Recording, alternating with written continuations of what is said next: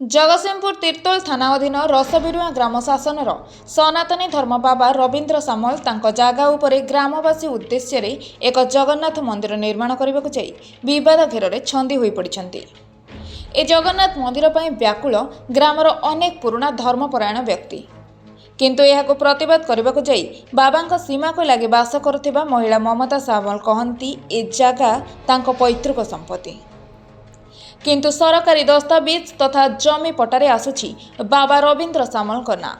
एने तीर्तोल तहसिलदार निकट में न्याय पाई द्वारस्थ होइछंती बाबा। 1972 मसीह आज पर्यंत सरकारी दफ्तर को दौड़ी दौड़ी नयांत होई पड़िथिबा बाबा रवींद्र को न्याय मिल पारि नाही। दीर्घ 50 वर्ष धरी समूह स्वार्थ तथा धर्मानुष्ठान जगन्नाथ मंदिर निर्माण पर लड़ाई जारी रखिथिबा बाबा रवींद्र आईन परामर्शदाता और ग्रामवासी कौन कहती भल भाव शुणु। मु सुमंत स्वाई उच्च न्यायालय आईनजीवी मो सहित अच्छा मोर सीनियर सार घनश्याम मधुल सार आमर एसोसिएट सुकांत सार अच्छा आमर दुर्मंत सार अच्छा बर्तमान आमर आईनजीवी सार। तो बर्तमान आम रवींद्र बाबू रवींद्र कुमार सामल जे कि जड़े बाबा तो बर्तमान तांकर गोटे केस चलता देखु 2077 मसीहार केसटी तो तांकर जड़े गुरु बाबा गुरु सी ना हूँ सदानंद दास से सदानंद दास बाबाजी सी बर्तमान शिष्य को जगह को कबला करते 72 मसीह।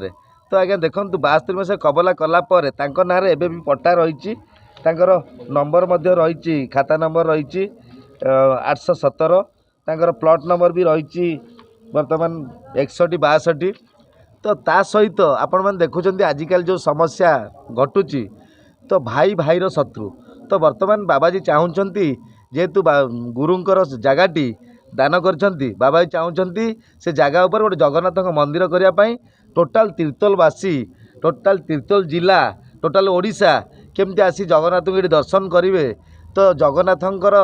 कौन दर्शन मिले अनेक व्यक्तिंकर मध्य भल सुफल घटिव। तो सेहीपरि मनरे गोटे चिंता रखी बाबाजी रवींद्र जी तो बर्तमान यही जगहटी को जितेबाला जाऊँगी कौन से जगार मंदिर करने तांकर बड़ापा झील बर्तमान तांको हत्यार करी से जगहटी को छाड़ू ना गंडगोल सृष्टि करछंती। बर्तमान से झील ना हूँ डाक ना मैना आउ ममता सामल से झील ना बर्तमान यहाँ आम तहसिलदार एडिशनल तहसिलदार मैडम को सहित भेटिलु जोटा कि सबू प्रकार प्रमाणपत्र तांको पाखरे नाही खाली गोटे ना गड़े जमती कोर्टर टाइम नष्ट करी तो से जगह को अति शीघ्र जमती कब्जा करेंगे तो सही प्रकार गोटे मनमानी चलती। तेणु यार पर स्टेप 6 बर्तमान 6/3/2024 को रही आमको सहयोग करथिले आमर एडिशनल तहसिलदार मैडम सहयोग करथिले। तेणु यार परवर्ती शुणाणी आउर जिते सब एविडेंस हाईकोर्ट रे अच्छी तांको पाखरे कौन डॉक्यूमेंट्स अच्छी से 6 तारिख रे डिपोजिट करेंगे। आम आज आपण मान पाखरे मध्य यार अवेयरनेस रखिलु निहाती क्रमे केबेले तांको नारे पट्टा पाउती कौन सी जिनस नाही ये जिनसटी को गड़े 72 मसीहा जिनस को आज 2024 है तो गड़े बाबा को जो प्रकार मानसिक टर्चर मानसिक माने दुश्चिंता दौरान तो बर्तमान या पर मध्य आम डिग्री पाइला पर मध्य तांको ना डिफामेशन करूँ आउ हाईकोर्ट रे मध्य द्वारस्थ हो। मु हूँ सुकांत नायक ओडिशा हाईकोर्ट रे जड़े आईनजीवी। आज आम रवींद्र कुमार सामल जड़े बाबाजी जहाँकर डिमार्केशन केस 11/2024 तहसिल तीर्तोल पेंडिंग थिला। तो आज आम आसीलु क्लारिफिकेशन मागिबा जेहेतु डेट थिला तो से तहसिलदार कौन कले ना गोटे डेट आमको देइछंती अपॉर्चुनिटी देइछंती से किसी डॉक्यूमेंट सरप्रेस होगी ऑर्डर करा जाइछि बोले हमर हृदय है जोटा को आम गोटे समय नहींचु क्लारिफाई करूँ क्लारिफाई कर सारा परवर्ती तारीख में आम कौन हम कौन नहीं फर्दर प्रोसीडिंग हिसाब से जनइबू एतिक आम आज कहबार अच्छे। डिमार्केशन तो रही कौन आम ना रेकर्ड ऑफ राइट अच्छी पाउती भी अच्छी पोजेसन भी आम पोजेसन भी एवं अच्छू किंतु आम पाख पड़िशा लोक मैंने सीमा निर्धारण कर दौ ना जोटा कि बाबाजी चाहूँगी जे मुझे गोटे जेहेतु मोर पिला परिवार कहीं नहांती मुझे गोटे जगन्नाथ मंदिर करी जोटा समस्त मैंने गोटे आध्यात्मिक परिवेश सृष्टि करी जो पाख पड़िशा मैंने कर दूना से आसीलु डिमार्केशन केस करने रसबेरुआ ग्राम शासन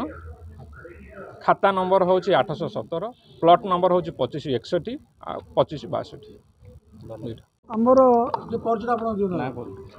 बापांकर आमे मो ना हूँ रवींद्र कुमार सामल जेहेतु आज की प्राय माने 55 वर्ष है मोर जे सानापा जी सी केस कर माने कौन ना जेहेतु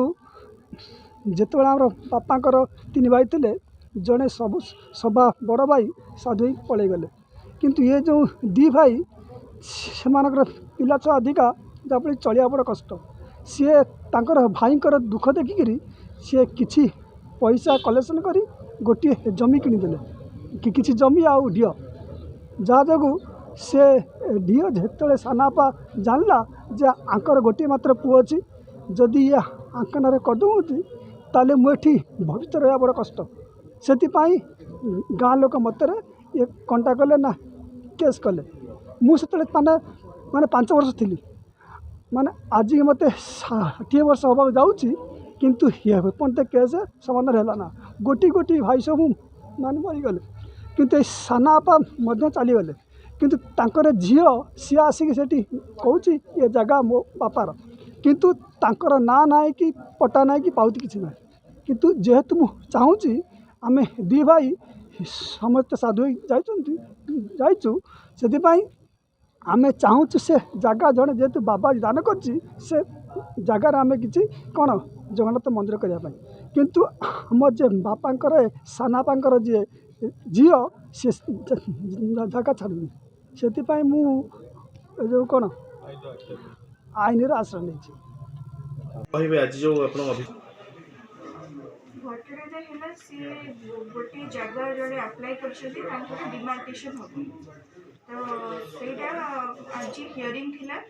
हमको आगु भी थे हियरिंग कराइला टाइम पुणी आज आसते मतलब हियरिंग कला को जना पड़ा जे से गोटे बदीय जगहटा